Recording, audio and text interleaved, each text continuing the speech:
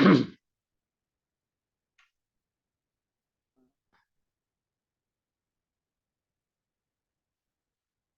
नमस्कार।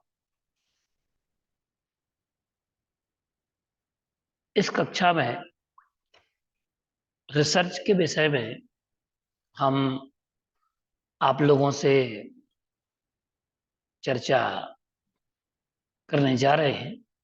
और आज का जो विषय है विषय है research methods, methods of research. तो जो मेथड्स है रिसर्च करने की, क्या प्रक्रिया है, क्या पद्धति है, क्या विधि है, इस विषय में हम परिचर्चा आपसे करेंगे। अनुसंधान कोई छोटा कार्य तो है नहीं, एक दीर्घगामी प्रक्रिया है और एक क्रमबद्ध तरीके से रिसर्च होती है। और रिसर्च करने के लिए हमें डूबना पड़ता है और तन्मय होना पड़ता है। और उसके साथ साथ में रिसर्च करने के लिए हमें एकाग्रचित्त होना पड़ता है, ध्यानस्थ होना पड़ता है, मन को स्थित करना होता है। ये सब होने के बाद होता क्या है कि हमारे लिए अ, किस पद्धति का प्रयोग करना है, हमारा रिसर्च किस प्रकृति का है, किस विधि से हम उसको संपन्न करेंगे, तो वह कार्य आज हम समझ रहे हैं। क्योंकि अनुसंधान वस्तुतः एक विशेष प्रकृति की समस्या का वैज्ञानिक समाधान प्रस्तुत करता है। इसलिए अ, समस्या की जो प्रकृति है, अ, उस प्रकृति को हमें जानना होता है, समझना होता है। और एक विधि है, एक पद्धति है। और अनुसंधान की विधियों का वर्गीकरण विद्वानों ने अनेक प्रकार से किया है। किसी ने विषय के अनुसार, तो किसी ने क्षेत्र के अनुसार किया है। तो किसी ने शिक्षा संबंधी, किसी ने मनोविज्ञान, किसी ने भूगोल, किसी ने भाषा, इतिहास संबंधी अनुसंधान के रूप में इसको अ, विभक्त किया है। अब जो रिसर्च है, तो कोई विद्वान इसे आंकड़ों के ऊपर भी निर्भर करता है, आंकड़ों की विधि के द्वारा भी रिसर्च को प्राप्त कर सकता है। अब हम देखते हैं कि जो रिसर्च है, तो इसमें सबसे अच्छा विभाजन वेस्ट एवं काहन नाम के विद्वानों का माना जाता है। यद्यपि ये रिसर्च पहले से ही विद्यमान है, फिर भी इसको इन विद्वानों ने विभाजित किया है, एक फ्रेमिंग की है कि इस फ्रेमिंग के आधार पर आप करें। यद्यपि रिसर्च कण कण में व्याप्त है, बस दृष्टि की बात है। जो जिस दृष्टि से देख ले वह उसकी रिसर्च मानी जाती है। अब हम देखें कि जो रिसर्च है ये 6 प्रकार से बेस्ट और काहन ने इसको 6 विधियों में, 6 पद्धतियों में इसको विभाजित किया है। ऐतिहासिक अनुसंधान पद्धति, विवरणात्मक अनुसंधान पद्धति, प्रयोगात्मक अनुसंधान पद्धति, क्रियात्मक, मात्रात्मक या गुणात्मक या परिमाणात्मक, और गुणात्मक अनुसंधान। ये 6 पद्धतियां इतिहास, विवरण, प्रयोग, क्रिया, मात्रा और गुण। तो ये 6 पद्धतियां बताई हैं। ऐतिहासिक विवरण प्रयोगम, क्रियात्मकम, मात्रात्मकम, गुणात्मकम च, ये पद्धतियां विभाजित की हैं। तो इसमें आज हम समझेंगे ऐतिहासिक शोध के लिए कि ऐतिहासिक शोध किस प्रकार से, किस पद्धति से किया जाता है। तो इसको हम बोलते हैं हिस्टोरिकल रिसर्च। तो हिस्टोरिकल जो रिसर्च होता है, ये किन आधार पर होता है, क्या पद्धति है, क्या विधि है, तो इसको हमें जानना है। तो ऐतिहासिक अनुसंधान का संबंध ऐतिहासिक समस्या के वैज्ञानिक विश्लेषण से है। इतिहास का संबंध एक वैज्ञानिक पद्धति से है। इसके प्रयोग में भूतकाल के संबंध में एक नई सोच पैदा करते हैं, जिसका संबंध वर्तमान और भविष्य से होता है। अर्थात वर्तमान और भविष्य को दृष्टि में रखते हुए ऐतिहासिक तथ्यों पर जो विचार होता है, ऐतिहासिक तथ्यों पर जो जो समस्याएं थी, उन समस्याओं का निदान निकाला जाता है भविष्य और वर्तमान को दृष्टि में रखते हुए। तो ऐतिहासिक अनुसंधान के द्वारा किसी भी वस्तु, विचार, घटना, समुदाय, समाज, विशेष के बारे में उसके ऐतिहासिक तथ्यों, नियमों के बारे में वैज्ञानिक अध्ययन किया जाता है। इस विधि में ऐतिहासिक तथ्यों, साक्ष्यों की आवश्यकता पड़ती है और इसमें जो ऐतिहासिक तथ्य हैं उनका विश्लेषण किया जाता है। और इनका विश्लेषण ऐसा है, दो प्रकार से किया जा सकता है, जिसमें प्राथमिक स्रोत और द्वितीयक स्रोत, मतलब प्राइमरी और सेकेंडरी, इन दोनों साक्ष्यों के आधार पर हम कर सकते हैं विभाजित करके। ये पद्धति ही है और विधि ही है। इस विधि को हम ध्यान से सुने। जो प्राथमिक प्राइमरी स्रोत हैं, तो जो प्राइमरी स्रोत रहेंगे उनका प्रयोग कैसे होता है? तो प्राइमरी स्रोत के अंतर्गत हम देखते हैं कि अतीत की घटनाओं के अध्ययन के क्षेत्र में जाकर या तो स्वयं संकलित किए जाएं, जैसे लिखित स्रोत। लिखित स्रोत में क्या क्या आएगा?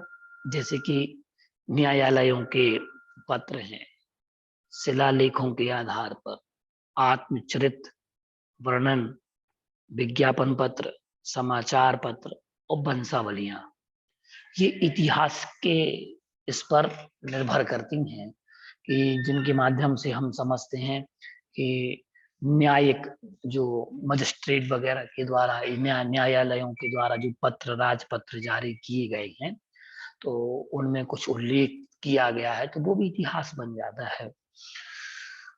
दूसरी बात आती है शिलालेखों की। शिलालेखों में हम अगर देखें तो गिरनार का शिलालेख है, गुप्तकालीन शिलालेख है, मौर्यकालीन शिलालेख है, अशोककालीन शिलालेख है, अथवा हाथी गुम्फा लेख है। जितने भी शिलालेख हैं, ये शिलालेख साक्ष्य है। जैसे कि दक्षिण भारत में गोमटेश पे शिलालेख मिले, मध्य प्रदेश में बहुरीबंद में शिलालेख मिले, कुंडलपुर में शिलालेख मिले, अथवा गिरनार में अशोक सम्राट अशोक के शिलालेख हैं। तो ये सारे शिलालेख इतिहास ही तो हैं, और वही जो शिलालेख है वो इतिहास के रूप में काम करते। तो प्राथमिक प्राइमरी डेटा हम यहाँ से कलेक्ट उनसे कर सकते हैं। दूसरा, आत्मचरित, आत्मकथा। जिन्होंने आत्मचरित लिखा, आत्मकथाएं लिखी, तो उसके माध्यम से भी हम जान सकते हैं उनके बारे में, उनके जीवन के बारे में। वंशावलियां, उन्होंने जो वंश की बलियां दी, वंश की बेल जिसको कहा जाता है कि वंश की बेल उन्होंने दी, लिखा, उल्लेख किया, तो वो भी एक प्राइमरी डेटा के रूप में काम करते हैं। आप लोगों को समझ में आ रहा है कि नहीं आ रहा है? ये प्राथमिक स्रोत का जो हम वर्णन कर रहे हैं, ये प्राथमिक स्रोत कहाँ कहाँ से इतिहास से मिल सकते हैं, बताइए।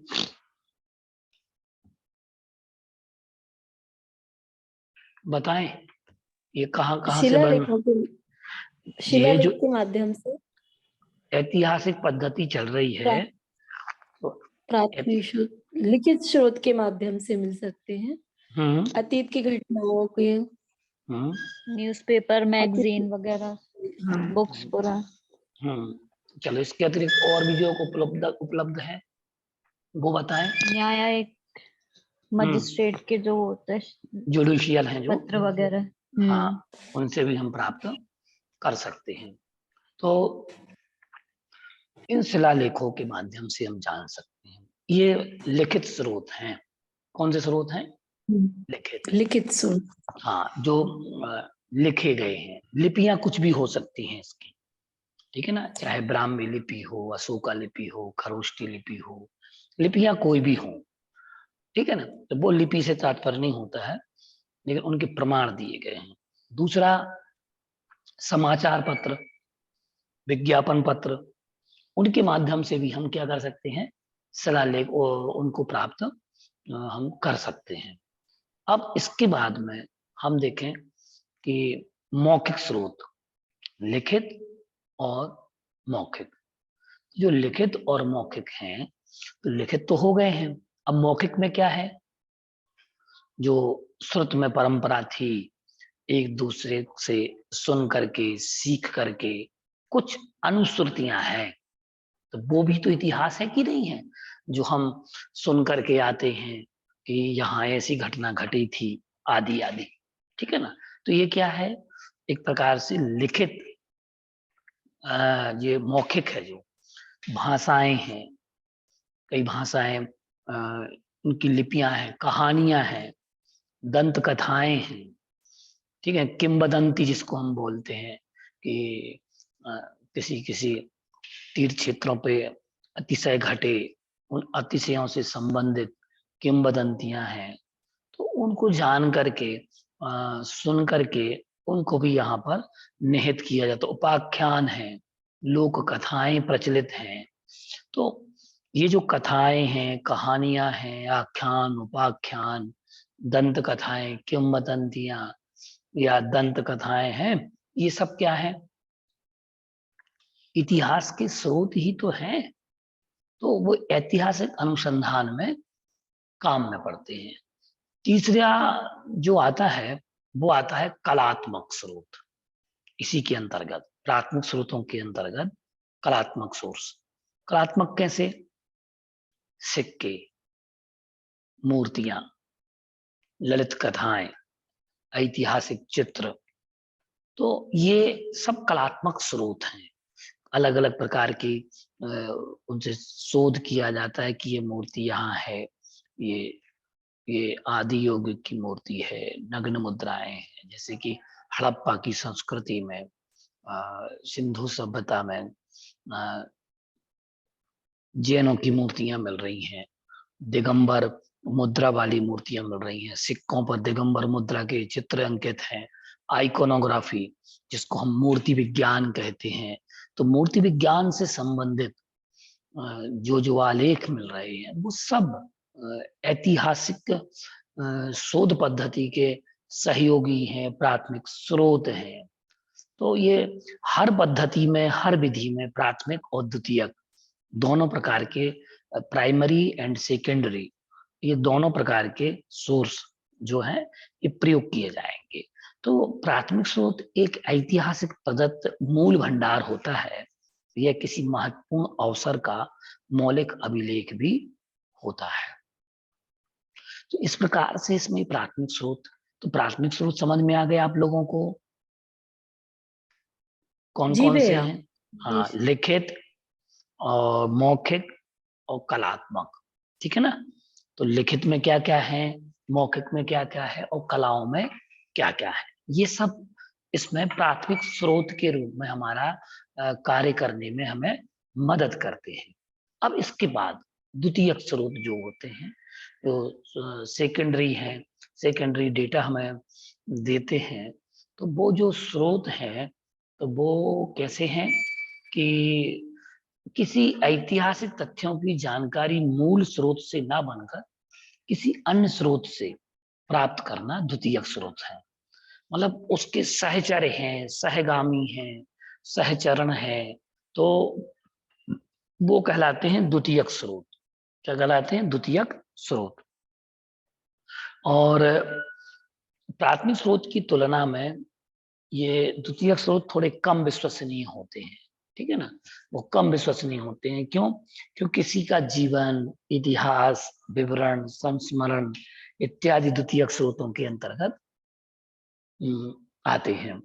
अब कलिंगर करलिंगर के अनुसार द्वितीयक स्रोत किसी ऐतिहासिक घटना या स्थिति का वह अभिलेख या रिकॉर्ड है जो मूल भंडार से 1 या 2 कदम दूर होते हैं, 1 कदम या 2 कदम, मतलब वो प्राथमिक स्रोतों की कनेक्टिविटी के रूप में प्रयुक्त होते हैं, उनके प्रयोग में होते हैं, इसलिए वो द्वितीयक स्रोत कहलाते हैं, जिनके माध्यम से हम प्राथमिक स्रोत तक पहुंच पाए तो वह कहलाते हैं द्वितीयक स्रोत। उसकी कनेक्टिविटी उसमें हो तो वह द्वितीयक स्रोत के रूप में अभिमान में होते हैं, विधान में होते हैं। अब ऐतिहासिक शोध के सोपान क्या हो सकते हैं? सबसे पहले हमें समस्या का चुनाव करना होता है। किसका चुनाव करना होता है? समस्या का, कि आपका जो विषय है पहले वो तय होगा, फिर इसके बाद में उस समस्या की सीमा का निर्धारण करना होगा, विषय की सीमा हमें तय करनी होगी, समस्या से संबंधित परिकल्पनाओं का निर्माण करना होगा, परिकल्पनाओं से अर्थात विषय से संबंधित उपकल्पना, जो कल्पना होती है कि स्ट्रक्चर हमें तय करना होता है तो वो तय करेंगे। फिर जो तथ्य हमें मिले हैं उन तथ्यों का पहले प्रथमतः संग्रह करो और संग्रह करने के बाद उनका जांच करें, उनका परीक्षण करें। तो ये क्रम है और इसकी पद्धति है। तो इसके बाद में हम देखते हैं अंत में परिणामों की व्याख्या और विवेचना होती है। तो ये एक प्रकार के ऐतिहासिक शोध के सोपान हैं, चरण हैं। ये बात यहाँ पर कही गई है। तो ऐतिहासिक शोध के जो उद्देश्य हैं उन पर हम बात करें कि कौन कौन से उद्देश्य हो सकते हैं। भूत के आधार पर वर्तमान को समझना और भविष्य के लिए सतर्क रहना, ये मुख्य उद्देश्य होता है। आधार किसका रहता है? भूतकाल का। और किसको समझते हैं? वर्तमान को। और भविष्य को के लिए सतर्क रहते हैं। जैसे कोई बीमारी होती है, जैसे कि आप लोगों ने देखा होगा कि जब व्यक्ति किसी चीज से नहीं जीतता है तो क्या करते हैं? या तो क्रोध दिखाने लगते हैं, या हम इतिहास की बात करें, जैसे कि ये महामारी आदि जो फैल जाती हैं, ये प्रयोग पुराने थे। ये अगर हम इनकी चंद्रगुप्त के समय की बात कहें, पौरव राष्ट्र की बात कहें, राजा पुरु की बात कहें, पोरस अब सिकंदर से युद्ध कर रहा था तो सिकंदर ने क्या किया कि कुछ महामारी के जीवाणु उस विदेशी ने भारत पर छोड़े। और जो वर्तमान में कोरोना आदि का जो प्रयोग हुआ, तो इसमें भी क्या समझ में आया कि जो पुराना प्रयोग था उसको इतिहास के माध्यम से जाना और फिर उन्होंने प्रयोग भारत पे कर दिया। अब आज वर्तमान में हम देखते हैं परमाणु बम इत्यादि। तो ये पुराने समय में जो ब्रह्मास्त्र आदि की कल्पनाएं थी और आदि जो ब्रह्मास्त्र आदि का उल्लेख मिलता था, अग्न्यास्त्र, पवन अस्त्र, वायु अस्त्र, और इसके अलावा गरुण अस्त्र, नागास्त्र आदि आदि जो वर्णन थे, तो उन सब वर्णनों को आधार मान करके क्या किया कि उन्होंने वर्तमान को समझा और भविष्य के लिए सतर्क रहे। अब हम अगर देखते हैं विमान की बात करें तो एरोप्लेन की अगर हम बात करते हैं, हवाई जहाज की हम बात करते हैं, तो इसकी खोज का इतिहास क्या है, उसका वर्तमान कैसे आया और भविष्य क्या क्या हुआ। आपने देखा साइकिल की खोज कैसे हुई, और साइकिल के बाद में गाड़ी बनी, गाड़ी के बाद में पेट्रोल गाड़ी बन गई, डीजल गाड़ी बन गई, अब बायोगैस से चलने वाली गाड़ियां बन रही हैं, भाप से चलने वाले इंजन थे और कोयले से चलने वाले इंजन थे, अब इलेक्ट्रॉनिक हो गए। तो ये सब क्या था? ये सब भूत का आधार था।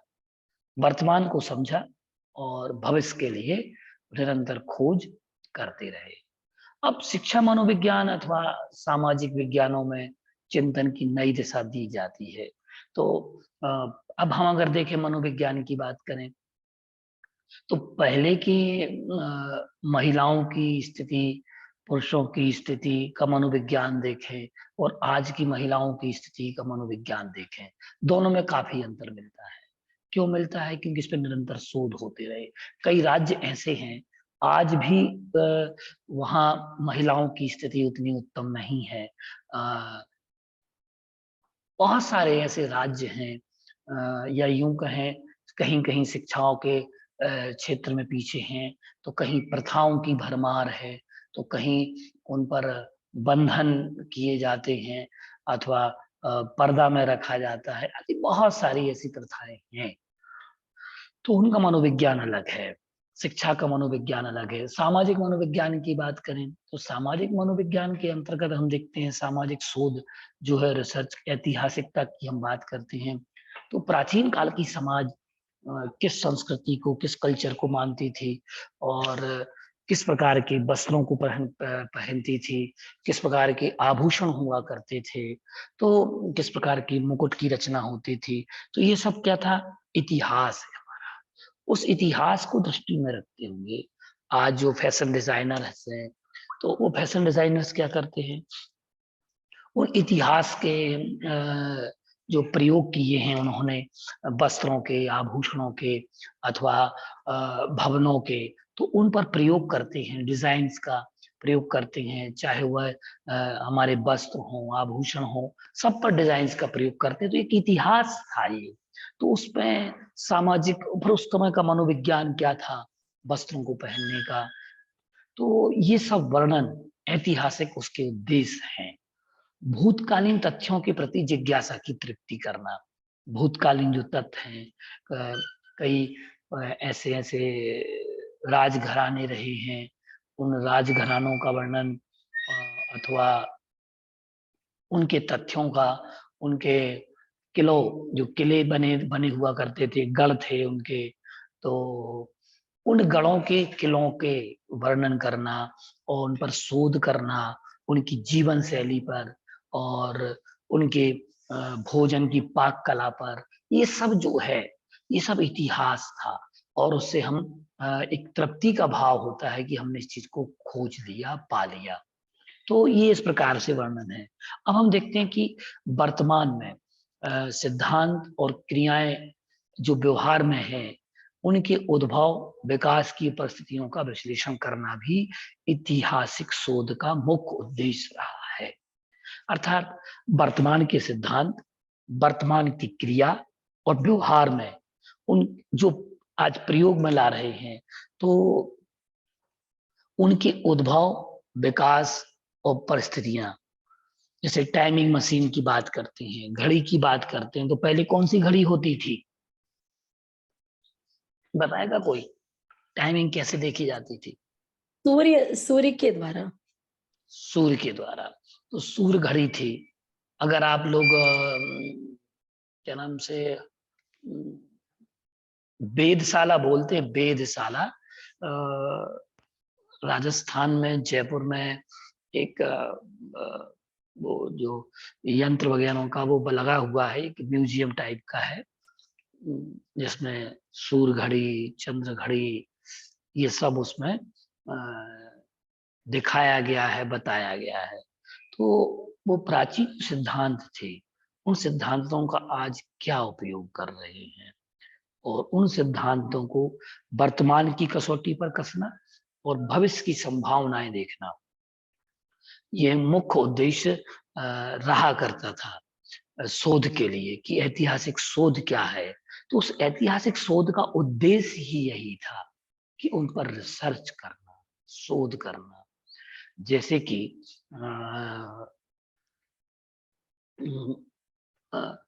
जब राजघरानों में बहुत कहना चाहिए, कई विषाक्त औषधियों का प्रयोग किया जाता था पहले, कि ये औषधि इसको दे देंगे तो ये इसका ऐसे से ऐसा हो जाएगा। तो ये जो वर्तमान के सिद्धांत थे, जैसे कि आपने देखा होगा कि चंद्रगुप्त मौर्य के समय पर कुछ विष कन्याएं रखी जाती थी, उन्हें बचपन से ही थोड़ा थोड़ा उनके भोजन में विष मिला करके दिया जाता था, तो उन पर का प्रभाव विष का वो बहुत विषैली विषाक्त हो जाया करती थी। तो उन औजारों को उनको युद्ध में प्रयोग किया जाता था। तो ये उस समय का सिद्धांत था, उस समय का सिद्धांत था। फिर वर्तमान की उपयोगिता बढ़ी, उपादेयता बढ़ी, तो उन सिद्धांतों को, प्राचीन सिद्धांतों को वर्तमान की कसौटी पर कसकर भविष्य के लिए, भविष्य की संभावनाओं के लिए, भविष्य की चिंता के लिए अथवा भविष्य की सतर्कता के लिए ये उद्देश्य ऐतिहासिक शोध का था। अब ऐतिहासिक शोध के महत्व की हम बात करें तो अनुसंधानों की प्रकृति को समझने के लिए वह सहायता प्रदान करता है। अतीत की त्रुटियों से सीख लेकर भविष्य के प्रति सतर्क रहने के लिए हमें चिन्हित करता है, हमें इंगित करता है, हमें बताता है कि जो अतीत काल में त्रुटियां हुई वो त्रुटि अब नहीं होगी। तो जो अतीत काल को जो भूलता है और अतीत काल की त्रुटियां जो होती हैं, उन त्रुटियों को कहना चाहिए वर्तमान जीवन में ये अपेक्षा रखता है कि अब हम पे ऐसी गलती नहीं होगी, तो उनका जीवन ठीक हो जाता है। वो कभी उस पर चिंतन नहीं करते कि हम पे त्रुटि हुई थी, अब ये गलती हम पर अब वर्तमान में आगे आगामी काल में नहीं होगी, तो उनका जीवन श्रेष्ठ हो जाया करता है। तो एक श्रेष्ठता का भी प्रमाण ऐतिहासिक शोध हमें देता है। अब यह शिक्षा मनोविज्ञान के लिए वैज्ञानिक आधार प्रदान करता है। ऐतिहासिक अनुसंधान अंधविश्वासों एवं भ्रमों का निवारण भी करता है। भ्रम को, मिथ्यात्व को, मिथ्या मान्यताओं को ये तोड़ के रख देता है ऐतिहासिक शोध, अगर हम करते हैं तो। और इस अनुसंधान से, ऐतिहासिक अनुसंधान से शुद्ध अनुसंधान एवं व्यवहारिक अनुसंधान दोनों ही दृष्टिकोण लाभान्वित होते हैं। इसकी कुछ समस्याएं जरूर हैं इस शोध की, इस शोध को करते समय कुछ समस्याएं बहुत होती हैं। जैसे कि इसकी प्रमुख समस्या क्या है कि तथ्यों का बिखराव होता है, ये एक जगह प्राप्त नहीं होते, क्योंकि तथ्य एक जगह से प्राप्त नहीं किए जा सकते। तो जिस कारण अनुसंधानकर्ताओं को अनेक पुस्तकालयों, अनेक संस्थानों, भ्रमण स्थलों का भ्रमण करना होता है, ऐतिहासिक स्थलों का भ्रमण करना होता है, जाना होता है, और उस आने जाने में बहुत सारी समस्याओं का सामना भी करना पड़ता है। संस्थाओं और पुस्तकालयों में रखे प्रलेखों, डॉक्यूमेंट्स का क्रम ना होना तथा उनका नष्ट प्राय हो जाना। अब खोजने तो गए थे, लेकिन पुस्तकालय में हमें व्यवस्थित जानकारी नहीं मिली। अब उसमें जो पुस्तक है अव्यवस्थित है, अब उसको हम व्यवस्थित कर रहे हैं। तो ये जो कहना चाहिए ये बिखराव मिलता है, उसमें क्रमबद्धता नहीं मिल पाती, और विश्वसनीयता तथा वैधता की कमी होती है, क्योंकि मौखिक स्रोत विश्वसनीय नहीं हो पाते। हाँ, लिखित स्रोत मौखिक हो सकते हैं, लेकिन मौखिक स्रोत नहीं होते हैं। अब इसके बाद हम देखते हैं ऐतिहासिक शोध के कुछ गुण भी हैं तो कुछ दोष भी हैं। कैसे कि उपरोक्त जो हमने वर्णन किया, इन सब के अलावा अगर हम देखें इसको, ऐतिहासिक शोध को, तो इस अनुसंधान की विधि मुख्य गुण यह है कि वह उन विषयों की जांच करने में सक्षम होता है जिसका किसी अन्य प्रकार से अध्ययन नहीं किया जा सकता। इतिहास में क्या करना होता है, जिन पर खोज हो चुकी है उन पर हम कार्य नहीं करते। तो इसमें क्या करते हैं कि नए विषयों का अध्ययन करेंगे। इस अनुसंधान का महत्व की बात इस बात में भी है कि यह शिक्षा, समाजशास्त्र, सामाजिक मनोविज्ञान, मानव विज्ञान, मूर्ति विज्ञान में अपेक्षाकृत अधिक है, क्योंकि इससे शिक्षा प्रणाली को बेहतर बनाने में इस अनुसंधान की आवश्यकता पड़ती है। क्योंकि जैसे हम देखें कि आज वर्तमान में आप लोग सब लोग देखते हैं कि जैन धर्म के आप इतिहास ग्रंथों में को उठा करके देख लीजिएगा तो सबसे ज्यादा इतिहास के साथ खिलवाड़ हुई है और इतिहास को बदला गया। भारतीय गौरव की बातें इतिहास ग्रंथों में नहीं मिली थी, क्योंकि अगर हम देखें तो जैन धर्म में उनके प्रथम तीर्थंकर ऋषभदेव, और इतिहास की पुस्तकों में महावीर लिखा रहता है कि उन्होंने महावीर ने उनका वो किया, उनको उनके प्रचारक रहे और महान दार्शनिक महावीर हैं। तो महावीर से ही जैन धर्म की उत्पत्ति मान लेते हैं। यद्यपि अगर जैन ग्रंथों का अध्ययन करें तो हम प्राप्त करेंगे कि जैनों में 24 तीर्थंकरों की महान परंपरा विद्यमान है और उनके प्रथम तीर्थंकर भगवान ऋषभदेव हैं और संस्थापक उनको अगर देखा जाए तो वर्तमान चतुर्विंशति में तो प्रथम आद्य पुरस्कर्ता भगवान ऋषभदेव हैं। उनके ही पुत्र भरत जो थे उनके नाम पर भारत नाम पड़ा इस देश का। तो ये भ्रमित किया गया लोगों को। तो इस प्रकार से कई दिग्भ्रांतियां फैली हुई हैं। अब अगर हम महाराणा प्रताप की बात कहें तो उनका इतिहास कम पढ़ाया जाता है, चंद्रशेखर आजाद का इतिहास नहीं पढ़ाया जाएगा और आजाद का इतिहास, आजाद हिंद फौज, ऐसी कई विसंगतियां सही समीचीन शोध ना होने के कारण ये विसंगतियां पड़ी हुई हैं। पाठ्यक्रमों में विषयांतर पाया गया है, विसंगतियां पाई जा रही हैं। लेकिन अब वर्तमान में नई शिक्षा नीति आई है और नई शिक्षा नीति में माननीय प्रधानमंत्री नरेंद्र मोदी जी, इसके अतिरिक्त कई बड़े बड़े शिक्षाविद और आचार्य विद्यासागर जी को भी उस कमेटी में उनके शिक्षा ग्रंथों को रखा, उनकी विचारों को रखा। इंडिया नहीं भारत बोलो, मतलब ये जो अब पुरातन गौरव की अभिवृद्धि करने के लिए जो प्रयास किए जा रहे हैं, यही तो ऐतिहासिक शोध है। उस ऐतिहासिकता को रखा, वेदों को, आयुर्वेद को, आगम को, इन सब ग्रंथों को, हमारे जो भारत का पुरातन गौरव था, भारत की ज्ञान परंपरा थी, उस ज्ञान परंपरा को अब शिक्षा पद्धति से जोड़ा जा रहा है, जो कि आज से कई वर्ष पूर्व हो जाना चाहिए था। अब धार्मिकता को हम कहें, दार्शनिकता को कहें, तो ये सब इतिहास ही तो है।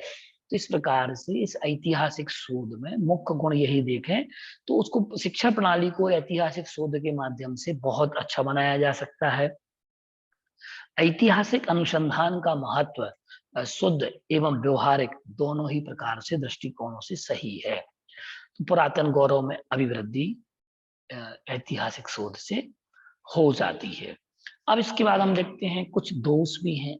कार्यकरण संबंध की स्थापना संभव नहीं होती है, सत्यापन संबंधी कठिनाइयों का सामना करना पड़ता है, इस अनुसंधान की वैधता विश्वसनीयता में कमी आती है, ऐतिहासिक घटनाओं की यथार्थता को निर्धारित करना सरल नहीं हो सकता है कि ये महाभारत काल का है, ये रावण का मुकुट मिल रहा है या उस समय के नरकंकाल मिल रहे हैं।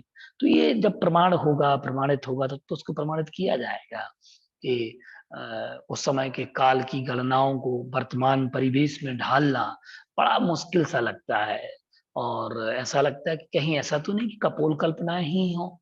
जो वर्तमान के लोग हैं जिनका श्रद्धान मजबूत नहीं है, उनके मन में ये तरह तरह के विचार विकल्प उत्पन्न होते रहते हैं कि कहीं कपोल कल्पित घटनाएं तो नहीं है। और इस अनुसंधान में नियंत्रण संबंधी कठिनाई पाई जाती है। ऐतिहासिक शोध के क्षेत्र की प्रमुख बातें ये हैं कि शिक्षा शास्त्रियों मनोवैज्ञानिकों के लिए सुझावात्मक है, प्रयोगशाला एवं संस्थाओं द्वारा किए गए व्यवहारिक कार्य हैं और विभिन्न समयावधि में विचार के बदलाव व विकास की स्थिति, विशेष प्रकार की विचारधारा आदि का इसमें वर्णन किया गया। तो इस प्रकार से आज हमने एक चीज जानी कि ऐतिहासिक शोध किसे कहते हैं। ऐतिहासिक शोध कहना चाहिए कि क्या कहलाता है ऐतिहासिक शोध, कि जिसके द्वारा किसी वस्तु, विचार, घटना, समुदाय, समाज, विशेष के बारे में, उनके ऐतिहासिक तथ्यों, नियमों के बारे में वैज्ञानिक अध्ययन जो किया जाता है वह ऐतिहासिक शोध कहलाता है। ये बात हमने आज जानी। और ऐतिहासिक तथ्यों विशेष जानने के लिए उसके ऐतिहासिक तथ्यों, नियमों की वैज्ञानिकता की सिद्धि होती है। और इसके प्राथमिक स्रोत के आधार पर हम अगर देखें तो लिखित स्रोत और मौखिक स्रोत और एक और बताया था कलात्मक स्रोत, ये 3 स्रोत जो होते हैं इनको जाना। तो इनके अंतर्गत लिखित स्रोतों के अंतर्गत न्यायालय के पत्र हैं, शिलालेख हैं, आत्मचरित हैं, तो उनको हमने जाना, समझा।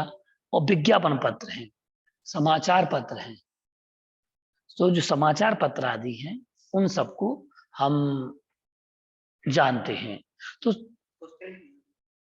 समाचार पत्र के बारे में हम जानते हैं, समझते हैं। उनके माध्यम से जो लेख होती है लिखित हैं, वंशावलियां हैं, ये प्राथमिक स्रोत के रूप में लिखित में। मौखिक स्रोत की अगर हम बात करते हैं तो भाषाएं हैं, कहानियां हैं, दंत कथाएं हैं, उपाख्यान हैं, लोक कथाएं हैं। और लोक कथाओं के साथ साथ में हम देखते हैं कि किंवदंतियां हैं, क्षेत्रों से संबंधित, किलों से संबंधित, गुफाओं से संबंधित, ऐतिहासिक साक्ष्यों से संबंधित जो भी किंवदंतियां जो हम लोगों से, अपने वृद्धों से सुनते आए हैं और सुनते रहते हैं कि वहां ऐसी घटना घटती थी, वहां नगाड़े बजते थे, या फिर कहना चाहिए कि कुछ घटनाएं ऐसी घटी जो इतिहास के लिए प्रमाणित थीं, तो वो हमने वृद्धों के माध्यम से जाना, एक दूसरे से सुनते आए, उन कथाओं को जाना, तो किंवदंतियां हैं।